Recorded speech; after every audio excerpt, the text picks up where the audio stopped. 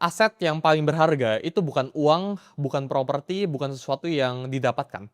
Tapi aset paling berharga itu diri kalian sendiri. Aset yang paling berharga itu sering nggak punya angka di laporan keuangan. Contoh, kayak gue pribadi sekarang ya. Mungkin kalian bisa lihat di luar sana, gue punya uang puluhan miliar, ya cenderung bisa net worth gue ada ratusan gitu ya. Gue punya mobil, gue punya jam tangan, gue punya aset, gue punya banyak banget gitu ya. Bitcoin dan sebagainya. Itu kan bentuk dari aset. Tapi menurut gua, aset ini itu adalah aset yang paling murah yang lu bisa punya. Ketika kita ngomong gue punya audience gitu ya, gue punya network yang kuat, gue punya skill, gue punya kepala gitu ya, gue punya tim bahkan ya. Ini aset yang lebih mahal. Jadi urutannya itu aset ya, jadi kayak uang gitu ya, saham, kripto, terus ya mobil, jam tangan, semuanya bentuk itu gitu ya. Itu aset yang paling rendah gitu ya. Yang kedua itu kepercayaan, loyalty, audience gitu ya. Itu juga bisa jadi aset gitu ya. Human labor ini yang paling atas ya, level paling tinggi gitu.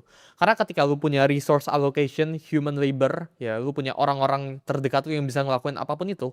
Orang-orang lu yang A+ kita ngomong, orang-orang yang hebat, maka ini aset terbaik lu.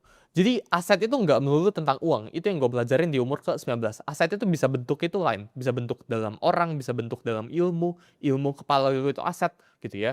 Karena gini, kalau uang lu itu aset lu, kalau gue sekarang riset semua uang lu, apakah lu bisa dapetin balik uangnya gitu ya? Kalau tanya gue, jawabannya gue bisa gitu ya. Karena gue punya apa yang gue butuhkan dalam kepala gue punya ilmunya, gue punya networknya, gue punya skillnya. Jadi gue pribadi ya nggak pernah ngelihat diri gue itu seberapa kaya dari seberapa banyak uang yang gue punya ya. Karena menurut gue uang itu merupakan lagging indicator.